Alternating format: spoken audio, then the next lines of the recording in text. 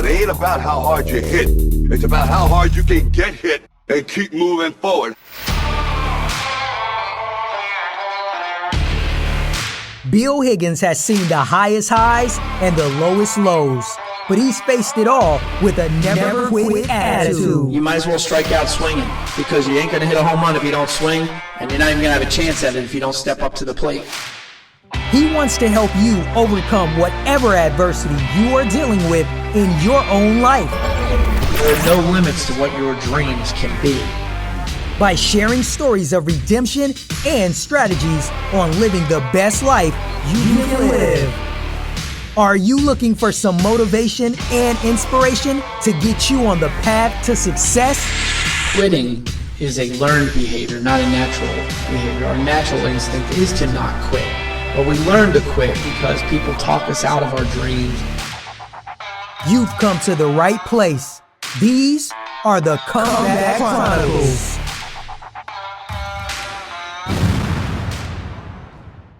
Welcome back to the Comeback Chronicles. Welcome back, comebackers.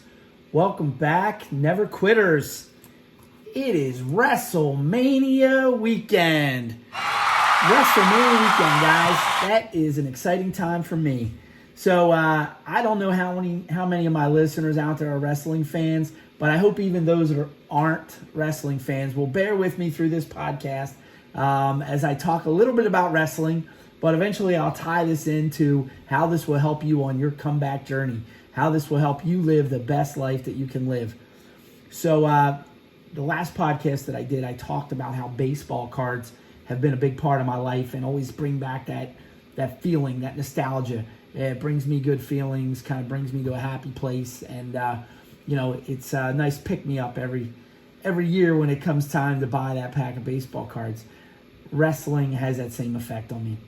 Wrestling has been a huge part of my life. I've been a WWE, WWF wrestling fan since I was about 10 years old. I started watching wrestling. They had the Superstars of Wrestling on every Saturday. The thing about that show was it was all pre-recorded, and you always knew who was going to win the match. You had the big-name wrestler, Hulk Hogan, Junkyard Dog, Andre the Giant, Big John Studd, Roddy Piper, all these guys. And they would always be fighting some punching bag. Barry O, S.D. Jones, the 1-2-3 Kid.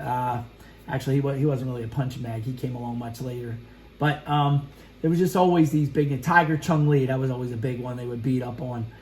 And these guys, every match was already kind of predetermined. You had to pay money to go to the events to see the big names fight each other. If you wanted to see Hulk Hogan wrestle Big John Studd, you were paying money at an event to go see that. And then in 1985, Vince McMahon came up with the idea of Wrestlemania. And, the thing about Wrestlemania was it wasn't like today's pay-per-views where you could just go on and push a button and get it. In fact, it was a closed circuit deal. Like you had to, I know they had events you could go to the arena and watch it on a closed circuit program, but if you were going to have it in your home, somebody actually had to come to your home and install some type of device on your TV to watch it. We certainly weren't technically savvy enough in my home to do that, and I don't think my parents had the financial means to afford to do it, so that wasn't happening. And the way that it would work is you'd watch the event, you'd watch the results of the event the following Saturday on TV, you'd find out what happened, and then I remember renting the VHS tape at Budget Video on 2nd Street months later after the event. Probably rented it 30 or 40 times and just watched it that way. But, wrestling, like I said, was a big part of my life. I talked about part of this on an earlier podcast, on the Never Quit podcast, but, I'll touch on it again. The first time I ever went to wrestling, I remember my friend Ricky Brown called me and told me that he had tickets to wrestling, but we had to find somebody to take us. My parents, they weren't going to take us, so my mom suggested I call my pop-pop. Now, my pop-pop was by no means a wrestling fan, but he was a lover of life. He just liked to do things that, new experiences. He liked to try new things. So he was all about it. He said, yeah, I'll take you guys down there. He went down there and he loved it. He enjoyed the show. It's something he never would have done otherwise. And that's something I often talk about on the podcast, is take advantage of opportunities to do things that you would have never had the opportunity to do otherwise. So my pop-up took us. He had a great time. As I got a little older, I remember I had paper route. I had the ability to pay my own way, but I was still a kid, so I couldn't get there. And I asked my dad to take me to see the scaffold match at the old Civic Center in Philadelphia. I said I'd pay for the ticket because he wasn't going to pay for the ticket. But my mom said I didn't have to buy her a ticket; she'd buy her own. But I did have to buy my dad's. And we went to the event, Road Warriors versus the Midnight Express scaffold match. The way to win that match is you had to throw your opponent off of the scaffold, which was 20 feet above the arena. It was just absolutely exciting, fascinating. I remember Dusty Rhodes wrestled that night, Ric Flair, Ravishing Rick Rude, Manny Fernandez, the Raging Bull. It was just a fantastic opportunity for me. My dad took me. He fell asleep during the scaffold match, believe it or not. He just was not into wrestling. But as I got older, my brother was born. I was about 14 years old when he was born. As he got older, I got him into wrestling and took him to meet The Rock one time. I forget what mall it was at, but The Rock was at a mall signing autographs. I took Dennis to meet The Rock, and we waited in line, and there was a cutoff, and we didn't make the cutoff. There was 3 or 4 people ahead of us were the last people to get in. So I actually grabbed my brother, took him to the front of the line, snuck him under the ropes. I said, I can't get in there with you, but you run over there to The Rock's table, get his autograph. And he did that, and obviously this is long before the time of selfies and cell phones. So that we have a couple limited pictures, not great pictures, of him standing next to The Rock getting his autograph. If I can find one, I'll post one on the Facebook page. But that was just a cool opportunity for me and my brother to spend time together.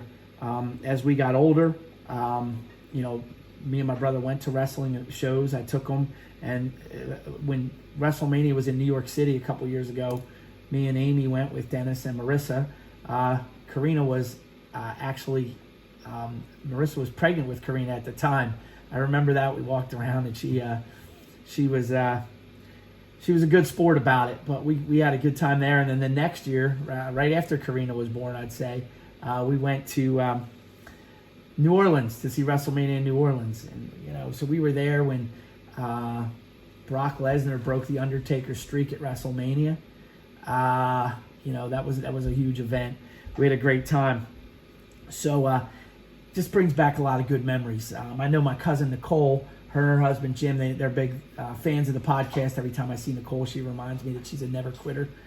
I remember watching plenty of wrestling events in the basement of my parents' house on Ashburn Avenue in Cheltenham over the years. So there's just been a lot of good times spent watching wrestling over the years. Now, the thing about wrestling is there's 2 aspects to it. There's what's called the kayfabe. That's what you watch on TV. And then there's the real life of these guys and girls. And if you find, you can follow these stories and follow their lives, and it's really interesting stuff. But these stories themselves, there's plenty of opportunities to watch redemption and comebacks along the way. But there's also the behind-the-scenes stuff. I remember watching AJ Lee. She was a big wrestler a couple years ago, wrestling at WrestleMania. And I saw this video of her as a little kid meeting her hero, Lita, who was a wrestler, Amy Dumas. She had met her, and there was a video of her getting so excited to meet her. And then it made it her goal to become a professional wrestler. And later on, she did that. And it was just so exciting to see that happen. There's just so many of those real-life stories that go on. I talk about this sometimes when I'm talking about wrestling. 2 people drive me crazy in life. People who think wrestling's real, and the people who feel the need to tell me it's fake. None of it matters. Yeah, it's not real, but it's not the type of thing that we need to be reminded about. You just enjoy the show. It's something that's a lot of fun to watch. So that brings me to kind of what I wanted to talk about today on the podcast, and that's this. I've been talking a little bit about stoicism and overcoming odds, and how, the idea of overcoming adversity and embracing the obstacle whenever you're confronted with an obstacle, just embracing it and overcoming those odds. And that's what Vince McMahon had to do to put today's WrestleMania show on. The show was originally scheduled to be in Tampa, Florida. It's the first weekend of April every year. So the timing of it really couldn't be worked around. It was going to be this weekend, or it was going to be canceled. It wasn't something they could postpone because there's other events that come on. There's kind of a series of events that occur throughout the year. Vince first said the show was going to go on. It was going to be in Tampa. It was going to be in front of an audience. But as things started to happen, things got worse. As things developed, Vince realized that couldn't happen. So what did he do? He adapted. He embraced the circumstances. And now they expanded it to a 2-day show. So it's Saturday night and Sunday night. It's in an empty arena. It's in their practice facility, their training facility, I should say.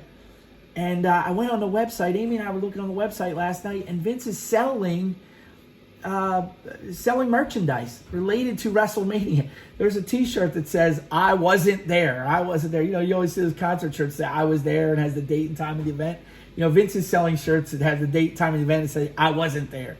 You know, he's embracing the obstacle. He's dealing with it. He's working through this. He is making the best of a bad situation, okay? And, you know, I think that just tells you it's that never quit attitude. It's that this is the situation. This is what we're faced with. You know, this is what I have. What can I do with what I have? And Vince has just showed a tremendous approach to handling the situation. Is he losing money? Absolutely. But is he still making money? Yeah, he is. He found a way to still turn this into something. Turn, you know, what could have otherwise been nothing, he's turned it into something. And, you know, it's great to watch that happen. So, if you're a wrestling fan, I hope you watch the show tonight. We're excited. Amy and I are going to watch it with the kids tonight and tomorrow night. It's a 2-night event. So, we're going to be quarantined here in our bunker watching WrestleMania. I'm excited to see The Undertaker's wrestling again. Tonight he's got a match with AJ Styles. It's going to be neat to see how Vince puts this together. But the whole point of this podcast today is just to kind of bring that home and say, you know what? When you have adversity, you got to look for the opportunities. Okay, so this is where I'm at. Where do I go from here? You know, I can't change the circumstances, but I can change how I respond to the circumstances. And that's what Vince McMahon did, and that's what I do every day. And that's what I encourage you to do every day. Embrace the circumstances. Make the best of the situation, whatever that might be. So, I hope to come back here tomorrow. I'm going to talk a little bit more about wrestling tomorrow because it's WrestleMania weekend, and that's what I do. I think there was some podcasts last year on the Never Quit podcast where I talked about WrestleMania. I'll probably do this every year, first weekend of April. But it's something I enjoy. It's something I love, and something that I do with my family. And, you know, I've said this before. Even if I wasn't a wrestling fan, I'd probably still watch WrestleMania because I'm a big fan of watching the people who are the best at their craft. If you told me, hey, this guy's the best violinist in the world, I'd go watch him. If you told me this guy's the best ping pong player in the world, I'd go watch him. I just am a fan of watching people who are the best at their craft do what they do.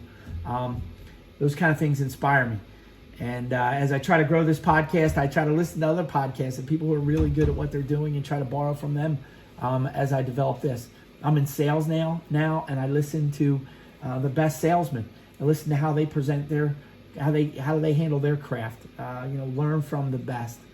And I'm always a fan of the best at anything. So even if you're not a wrestling fan, I hope you enjoyed this podcast. I look forward to coming back here tomorrow to talk about it. I got my little boy here sitting with me. Actually, do you want to say something, Billy? Want to say something about the podcast? Like what? I don't know. You snuck up on me. I thought you wanted to say something to my listeners. No, I want to hear it. You just want to listen to the podcast. He's trying to get an advanced copy of the podcast. One other thing I'm doing today, and I hope this works out, is I've been recording this podcast, and I'm going to post it on the YouTube channel, see how that goes. Trying to grow this a little bit more. The YouTube channel is called the Never Quit YouTube channel, and I'll post a link to it so you can check that out. But I'm trying to just keep growing this podcast, growing the audience, giving people some content that I hope helps them in their comeback journey and, you know, living the best life that you can live. So it's about 5 o'clock right now, 6 o'clock. So WrestleMania is about to start. I'm going to sign off here, get this podcast posted, sit down with my family and watch WrestleMania 36 live from the training center.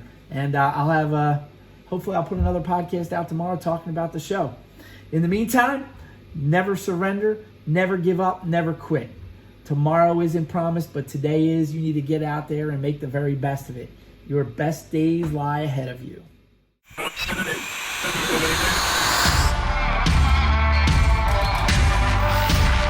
Thanks for listening to the Comeback Chronicles. If Bill has motivated and inspired you today, don't forget to subscribe to the podcast and share it. You can find us on Facebook and Instagram by searching the Comeback Chronicles. If you want to book Bill as a speaker for your organization, email him at bill@billhigginsjr.net. Hope you'll come back for more inspiration from the Comeback Chronicles.